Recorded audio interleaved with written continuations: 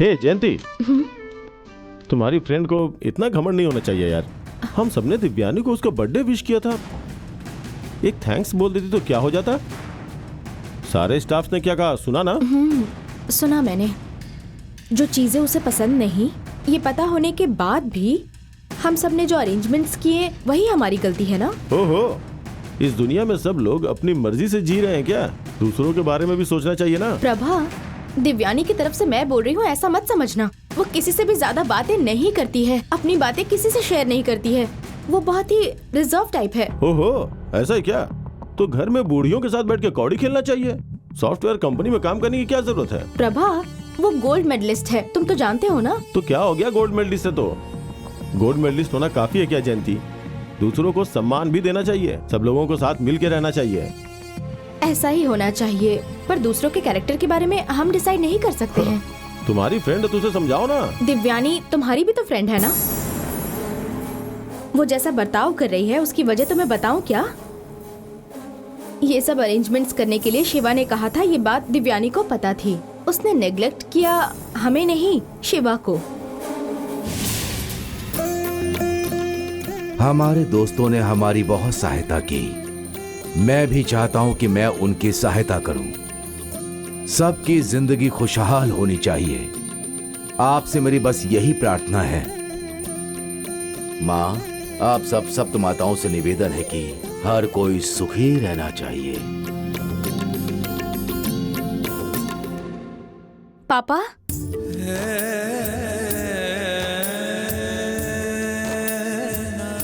सौम्या, आज तेरी दीदी का जन्मदिन है बेटी, थोड़ा फोन देना अपना। दीदी को ही फोन लगाया है पापा। अच्छा।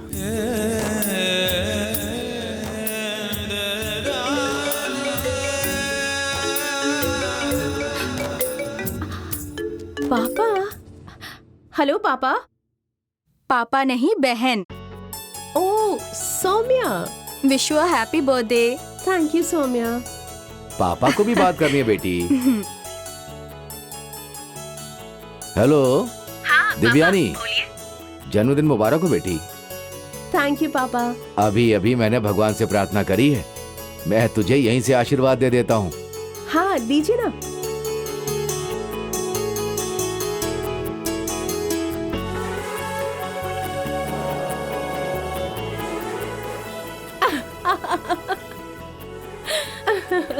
मेरा सिर्फ एक ही सपना है, तुझे एक अच्छा वर मिले, शादी होने के बाद अपने बच्चों के साथ सुखी जीवन जियो। इस बाप को बस सब अपनी आंखों से देखना है।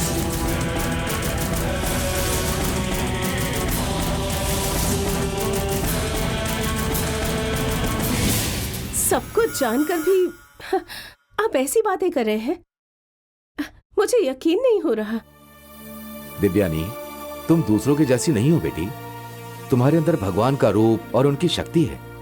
इसीलिए बेटी, तुमने दूसरे शहर जाकर पढ़ाई की और अब चेन्नई में जाकर काम कर रही हो। ये बात और शादी की बात एक है क्या पापा? हमारे गांव की सीमा को छोड़कर दूसरे शहर में जाने का आदेश गंगा माँ ने किसी को नहीं दिया।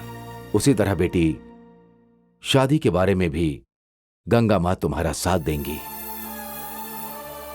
मुझे पूरा विश्वास है बेटी। मैं आपका भरोसा कभी भी नहीं तोड़ना चाहती पापा। मेरी आपसे प्रार्थना है कि पहले सौम्या के लिए एक अच्छा सा वर ढूंढिए। ठीक है पापा, मैं इस वक्त ऑफिस में हूँ, शाम को घर जाकर आपसे बात करती हूँ। ठीक है बेटी। अच्छा। ओके। बेटी, बोलिए पापा। आज पूर्णिमा है,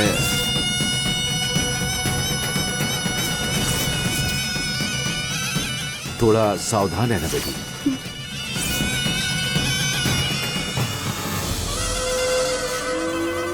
okay.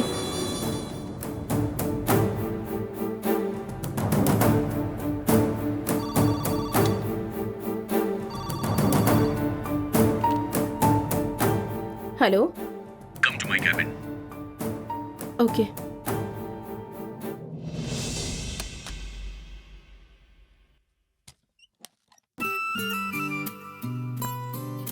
Happy birthday Divyani, you mean so much to me. मुझे तुमसे एक बात कहनी है कि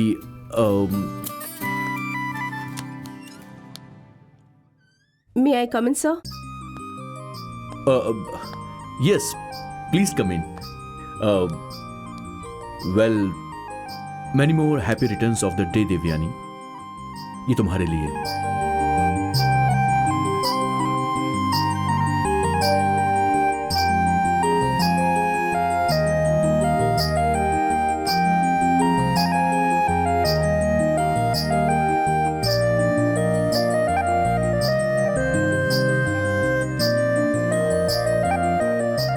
राम जी को भी वनवास जाना पड़ा था, आपको भी कठिन परीक्षा देनी पड़ेगी.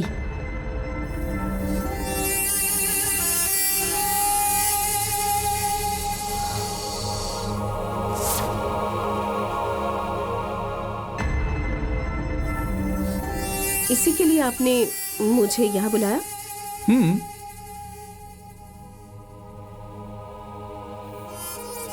दिव्यानी, तुम्हारे बर्थडे को बढ़िया से सेलिब्रेट करने के लिए एक हफ्ते से तैयारी कर रहा था, और तुम्हें बर्थडे की विश देने के लिए मैंने कम से कम 1000 बार रिहर्सल की होगी, क्योंकि पहली बार जब तुम्हें देखा था उसी वक्त से तुम मुझे बहुत अच्छी लगी. पर तुमसे यह कहने की मुझे हिम्मत नहीं हो रही थी. और ये प्यार है, अपनापन है, ये क्या है मुझे बिल्कुल नहीं पता, पर ये अफेक्शन तो बिल्कुल नहीं है. और सच्चाई यह है कि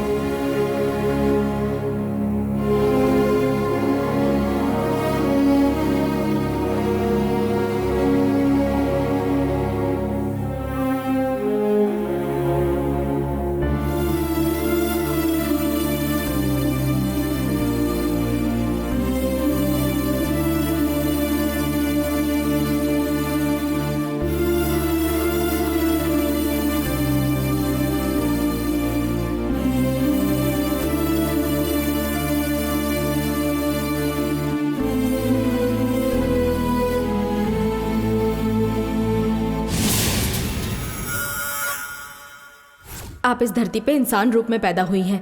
आप यहाँ किसी उद्देश्य के लिए आई हैं, और उस उद्देश्य को आप ही पूरा कर सकती हैं.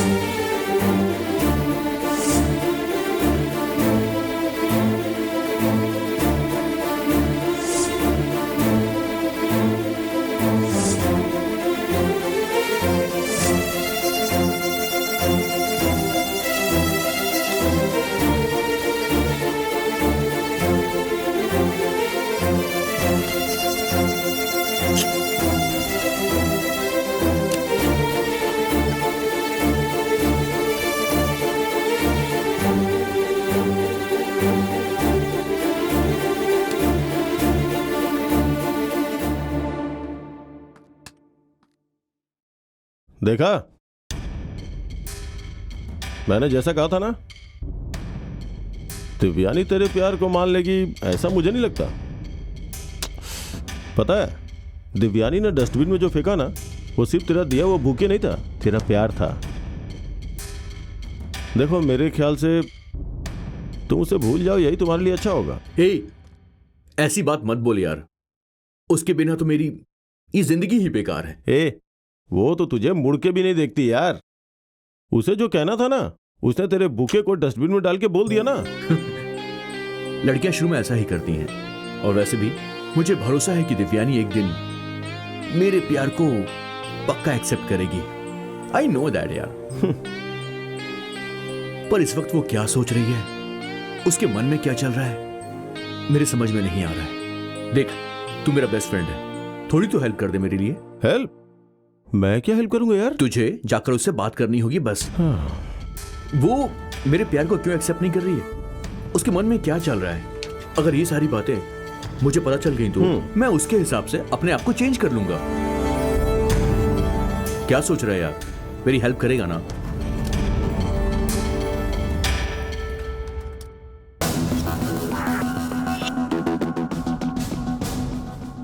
शिवा, आपने जो फाइल मांगी थी मैं उसका प्रिंट आउट लेकर आई हूँ।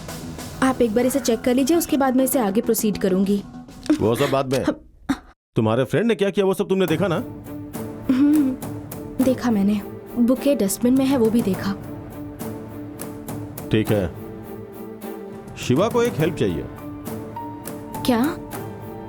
एक नया प्रोजेक्ट है, उसकी प्रोग्राम हेड तुम हो, तुम ही उसे सक्सेस कर सकती हो, ऐसा मेरा मानना है। कैसा प्रोजेक्ट? वो शिवा और दिव्यानी का लव प्रोजेक्ट। शिवा के बारे में दिव्यानी के दिल में क्या चल रहा है, उस बात का पता लगाना होगा तुम्हें। अरे ये तो बहुत मुश्किल प्रोजेक्ट है, ये मुझसे नहीं हो पाएगा। अरे ओ जयंती, कैसी बात कर रही हो तुम? थोड़ी तो हेल्प करो प्लीज। इसे देख के कितनी दया आ रही है। देखो, दिव्यानी से बात करने के लिए तुम ही सही रहोगी। तो फिर वीकेंड पर स्टार होटल में ट्वीट देना होगा, ठीक है? अरे मेरी माँ, तुम जो कहोगी वो सब दे दूंगा। Okay okay.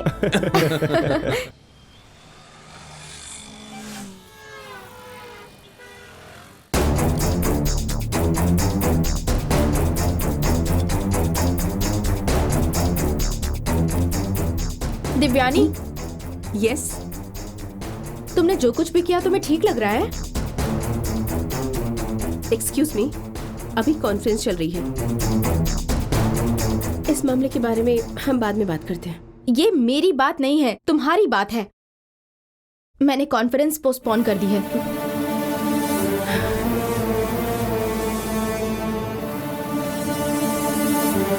मुंह क्यों फेर लिया तुमने? जवाब दो दिव्यानी, तुम जो कर रही हो वो सही है? इतना सारा अरेंजमेंट शिवा ने तुम्हारे लिए किया था, लेकिन तुमने क्या किया? उसने जो बुके दिया था वो, ये बहुत गलत है दिव्यानी। कोई भी लड़की तुम्हारे जैसा कभी नहीं करेगी। मैं तुम्हारी क्लोज फ्रेंड हूँ, मुझे तुम्हारे बारे में सब कुछ पता है। तुम मुझे धोखा नहीं दे सकती। तुम दूसरों का दिल नहीं दुखाना चाहती, यही तुम्हारा कैरेक्टर है। पर बात जब शिवा की आती है तो तुम ऐसा क्यों करती हो? बताओ, क्या वजह है? क्या मतलब है इसका? आखिर शिवा को मेरे लिए इतना सब करने की क्या जरूरत है? और बर्थडे तो हर किसी का आता है ना, तो फिर मेरे लिए ये सब क्यों? तुम में और बाकियों में अंतर है। बस करो, आंखें बंद करके ये मत कहो अंधेरा है। शिवा तुम्हें पसंद करता है, तुम पर जान छिड़कता है। आखिर उसमें कमी क्या है? कोई कमी नहीं है जयंती, पर मुझे किसी से प्यार नहीं हो पाएगा क्योंकि मैं शादी नहीं कर सकती। क्यों? क्योंकि जिस गांव में मेरा जन्म हुआ है उसका नाम है कन्निकापुर।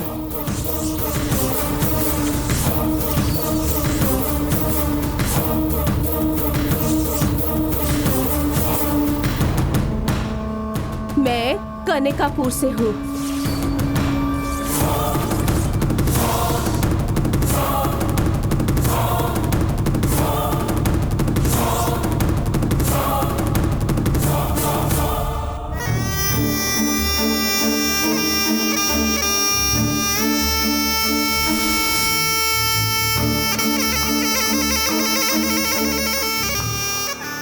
तो क्या हुआ? तुम कनिकापुर गांव में पैदा हुई हो और शिवा के प्यार को इस तरह ठुकरा देना, इन दोनों में क्या संबंध है? बैठ जाओ।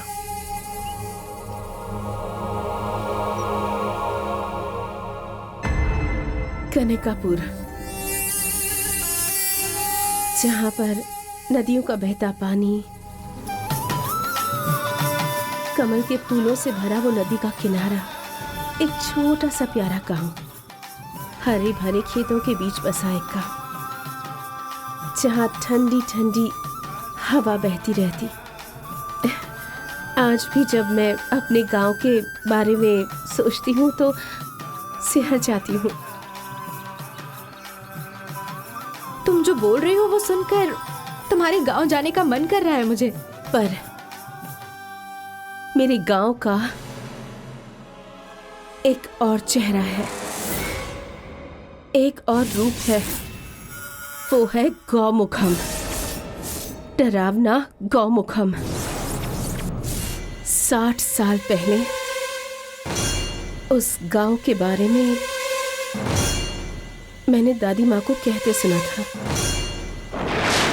गांव के मुहाने पर सप्त माताओं के साथ ललिता माता का भी स्थान है। वहां हर दिन पूजा अर्चना होती थी। देवियों के दर्शन करने के लिए हमारे गांव में बाहर से हजारों की संख्या में लोग आते थे। ऐसा कहा जाता है कि सालों सालों से वहां नवरात्रि का पर्व बहुत ही धूमधाम से मनाया जाता था। नाचना, गाना, नाटक, शोभा यात्रा निकाली जाती थी। लेकिन अब सब बीती बातें हो गई हैं। बस एक सपना। नदी तो है, नदी में चलने वाली नाव है, नाव चलाने वाला कन्हैया है, मगर दूसरे गांव से आने जाने वाले लोग नहीं हैं। ना नाचना गाना होता है, ना नाटक होता है, ना शोभा यात्रा निकलती है। हमेशा बंद रहने वाला वो ललिता देवी का मंदिर हमेशा बंद रहता है। वहां सप्त माताओं की मूर्ति भी नहीं है। कई सालों से गांव की रक्षा करने वाली नाग माता का टिला है। पहले जैसी रौनक नहीं है। और तो और अब कोई त्योहार नहीं मनाया जाता। कुछ भी पहले जैसा बिल्कुल बिल्कुल नहीं रहा। नवरात्रि भी नहीं मनाई जाती। हमारे गांव में लोग पैदा तो होते हैं, लेकिन उनमें से किसी के चेहरे पर बिल्कुल भी खुशी नहीं है। हमारे गांव में पैदा होने वाली लड़कियों की शादी नहीं होती, और जो भी लड़की शादी करती है वो 48 दिनों के अंदर विधवा हो जाती है।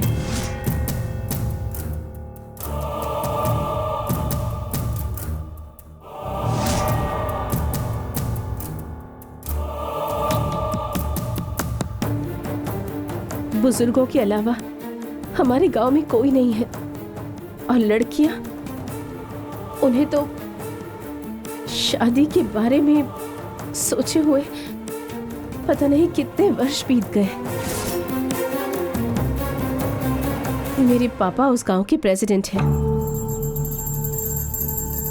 प्रेसिडेंट होने के बाद भी वो हमारे गांव की ये परंपरा बदल नहीं पाए। ये सब किस वजह से हुआ? गंगा माँ।